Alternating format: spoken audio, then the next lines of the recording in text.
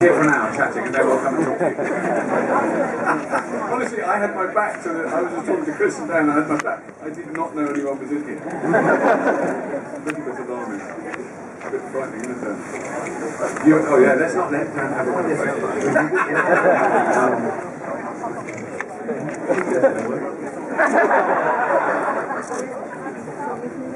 Yes, well, I did know you were there, but I thought, I was not tell Robert. You just cut the dead socially. Yeah, exactly. You would make Chris jealous about Australia. We went to very sailing the sea wave and seen it's sort of stuff that's right up Christmas Street, so we were, Rubbing it in.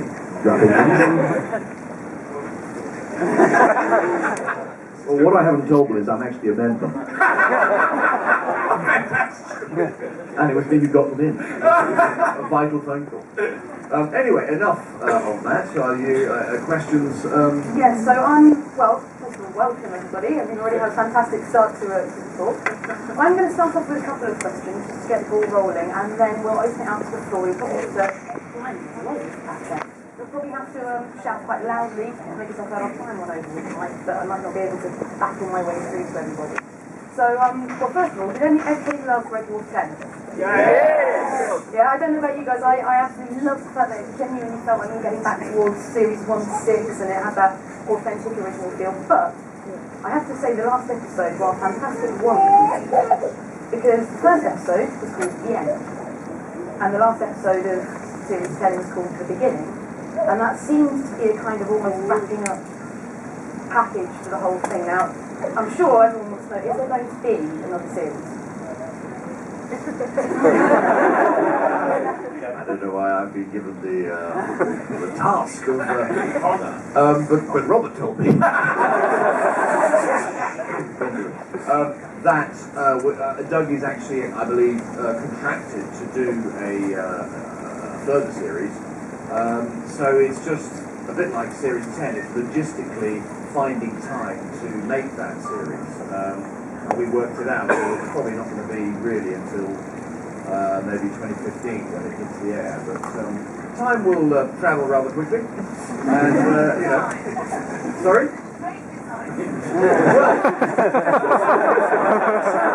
Sir, she has a time fabricating machine.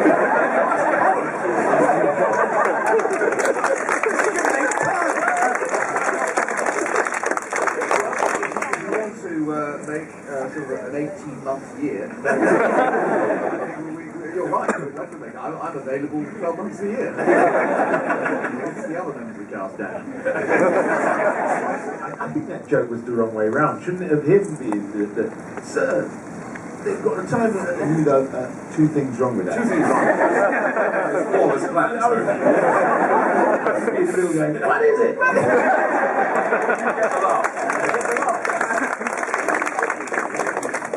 Sir, it's simple. Listen to this. La, la, la, la, la, and then you go, I was with you until. I was with you until. And I guess, if we are going to have another series, are we going to experience a series of Red Dwarf where Rimmer isn't a total and utter snakehead? Has found himself, found his validation, and has got rid of a lot of that angst that's been building up from his neurotic time. Could it be that Red Dwarf can exist without a smegheady Rimmer? I think he was just as big a smeghead as ever. There are certain changes, obviously, that were discovered in that last episode, but no, I think Rimmer being a snegger, it provides a lot of petrol for the comedy. So I don't think he'll ever be completely void of smegheadiness. That's very, very good to hear. I'm afraid. Okay. I think, given the sheer number of people in here, we better open it up to the audience. So can you put your hands up if you have a question for the boys from the dwarf? Yes. Hi there. Thank you very much for helping form part of my life, which is excellent. I appreciate that. Thank you. With the success of Bottom live on stage, has there been any talk, any thoughts about going live on stage to take it to the tour? There has been, for many years, been talk of it. There's never been quite, it's never got quite past that stage. And in fact, I mean, it was discussed back in the 90s, and he's the man who does the big concerts with, well, somebody was talking to Doug about it. Film. So, I mean, it's definitely not impossible. It's not likely in the next couple of years, just because of other contractual arrangements to do with Red Dwarf, nothing to do with us. And then it would be our availability, and then it would be our willingness to undergo the extraordinary experience of being covered in rubber in front of those people. Though some people would pay good money to be covered in rubber in front of them, but I'm not one of them. well, I mean, we kind of do more or less. I mean, it's like stage shows anyway. It's like a stage in show. Australia, it was quite phenomenal. We did me, Robert, and Craig. Yeah. Rightly so. we did 2 hours. Yeah. You know, it was like a stage show. I mean, people would be paying good money for that. I mean, with Chris, we'd have done 2 hours and 5 minutes. No, but you know, well, I mean, for instance, Subsea from Madness is on tour this solo show now, and it's you know, it's going to smash the whole place. No, I mean, it's certainly something we'd like to do. It's something that we have talked about, and and Doug gets very excited about it. And we talk about, you know, like there's a huge starbug that comes right over the audience, and then we go, that would actually cost £750,000 for 1 minute of stage time. Is that a wise investment? You know, so there are sort of limitations and issues, but it's certainly something that's on the. I think it's on the big cards. I'm sure it'd be fantastic to turn up to a venue knowing that you're going to do a Red Dwarf onto a very high. Yeah, no, it would be good fun. Yeah. So there is definitely talk of it, but no definite plans yet. Once we'd found Craig. Yeah. I mean, in fact, every performance Looking for Leicester. would be looking for Leicester. Sorry guys, I'm a bit late. What's going on? we would slog the 2 hours out, and then there'd be a you know, sort of a video link to Craig from the Corrie set.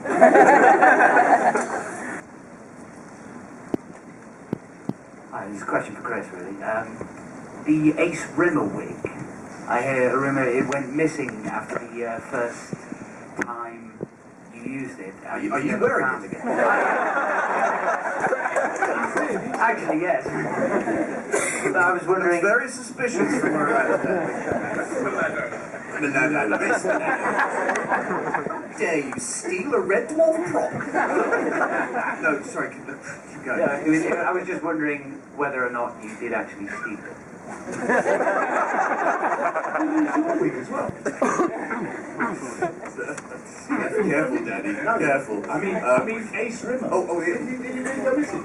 It did. No, the original Series 4, I think, Ace Rimmer wig, the one that looked like proper hair. But my cat wig got nicked as well. Yeah, well, I know there's something going on in the sort of storerooms in Shepperton. Yeah. G stage, whatever it was. You know, I don't know. It just went. So I just remember when we did Ace again, it was Andrea Fennell, who was makeup designer, and I said, you must have that great chance to wear that great wig again. She goes, no, you have to get another wig done. So we went to another wig, and of course we did all the things that you do when you get fitted for a wig, but it just looked like a thatch parked on my wig. So, you know, I don't know where it's gone, you know, but it was brilliant, that original wig. So I walked down the corridor in the wig, and people thought I was just someone else. Because they had that bounce. Yeah, the hair fell over your face, you know. Yeah, I could be a straight, long-haired, straight-haired sort of person with hair like that.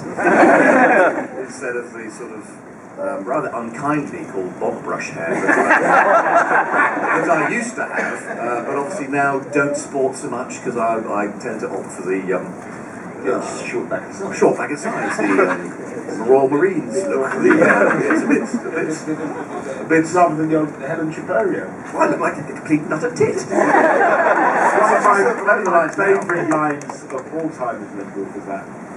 Just him standing in front of that mirror. I laugh every time I see it. And I look like a complete tit. See? I can't remember my lines. So you don't have the Ace Rimmer costume at home for, you know, just looking in the mirror and going, what a guy, occasionally. That's kind of disappointing. Okay, next question. Fabulous outfit.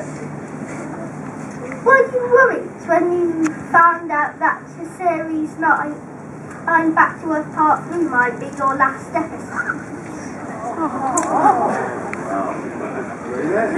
Good question. Well, maybe a little bit sort of A bit sad, I think. sad. Yeah. So when we thought, maybe this was it, didn't we? Really? We didn't know that. Well, I'd been sort of banging my groin against the table for so long that I was glad that it was. But yes, I do understand that question. But any actor who is in any show, when you come to the end of it, in our business, I'm afraid you're always rather sad because you're worried about where the next work is going to come from. So yes, a certain amount of sadness did permeate. So yes, is your answer your question? And also, you not only where's the next gig going to come from, but because all of us have got to play not only our main characters, but also other characters that play within the show, and then you think, you might get another gig, but will it be as fulfilling as doing Dwayne or Cat? That's a big, to get that sort of happiness. Don't listen to that. He said a rude word. Don't listen to that. The word was shoot. Version so you can say shoot. But I mean, the other thing I think, which we all, I definitely experienced the Red Dwarf is, you're going to do another Red Dwarf. We start to hear in the thing, and it's like, it is a real mixed emotion for me. I go, oh, brilliant, because I really enjoy working on the show, and then I go, I'm nearly 90 years old and I've got to be covered in rubber. It's like, for me personally, there's definitely a kind of there's a balance. Rubber thing. There's a balance to the joy. We weren't like the morning, looking at it, but there would always be a couple that he forgot to take. But he was such a lovely fellow. He worked on Thunderbirds. He worked on Daleks, Doctor Who, all sorts of stuff, and he did a lot of our special effects. He was an extraordinary. You know wrong. No, he was. The day I saw him with a photograph putting down Scott Tracy. Oh, that was so cool, wasn't it? Yeah. And he had this big mop of heads. We knew he was a very bald man, but there's a lovely picture of him kneeling next to Lady Penelope's car on a motorway. But of course, he's like 800 feet tall. It was fantastic. You know wrong. No, he was always funny. Because him and Craig were a perfect combination. Because Craig always loved doing stunts. But yeah, Peter would sort of say, so Craig, you're willing to do this? Yeah, right. Well, what we're going to have is you swinging in from the side, and then maybe you could let go of the rope and then sort of do a sort of somersault over the rest of the cast, and then there'll be about 4 explosions there. They won't be very big. And then when you get there, you can sort of then jump over Chris, who's coming in here, and then I don't know, Tom probably said, cut them. And it would all happen back to front. The explosion, Craig would just react to everything. It's some of the best stunts for those. When Holly got the, was it the blue or was it the blue one? Craig did a fantastic job there. Well, do you remember we did get the proper? Yeah, that was Starbucks. We got proper injuries, didn't we? Well, because they have these big air cannons. Air cannons. They just fill it with rubbish. Big woofers. They got the biggest one they could get. And so it was, like they have all the switches 1, 2, 3, 4. So so when 1 goes off, you look that way. Yeah. 2 goes off, you look that way. So they're not in your face, basically. So this day. We got two of the numbers were from wide and back to front. So, look at his mask. It was great. He used to put this little cork, stuff in it, and all of his cork stuff was all embedded in the mask. It just looked like a cookie. Yeah. And I got one. My eyes started swelling up. It was and the silence. You got to imagine there's 300 people watching, and you could hear a pin drop in the studio. I thought we were dead. But it was easy because sometimes as science fiction actors, you do the really rubbish sort of rocking, Enterprise On these one or two occasions, we didn't have to do any "I'm being blown across the room" acting. We just relaxed. they did it for us. Yeah, it was good. I think we've got time. I said something because he got an iPad, and he said, because I was showing him how to use it. I was so excited that Craig finally had sort of made the jump from essentially a nothing. Essentially nothing to an iPad. He was really into it. He had a DJ mixing system on it, and I was showing him how to log in and do all that stuff. You're such a nerd. You're still middle class, but you're a nerd. In Australia, you remember he says, my hair's actually getting bigger. He said, he figured out, he did say. So you look at us two, he's actually getting bigger. Oh, well, fantastic. It sounds like then we might well be in for several, hopefully more series of Dad's Army in Space. I'm personally looking forward to series 32 most myself. I think that'll be fantastic. At least, Robert, you don't have to worry with the mask and everything. All that's a bit incidental for you. So, it's just slower and slower. So it's eventually on wheels. Segway. Get a segway. A segway. Oh, that would be good. Well, thank you ever so much for joining us, ladies and gentlemen. I hope you've enjoyed that. I really, really want to give a massive thanks to our guest today for coming along and answering our questions. So can we please give a massive round of applause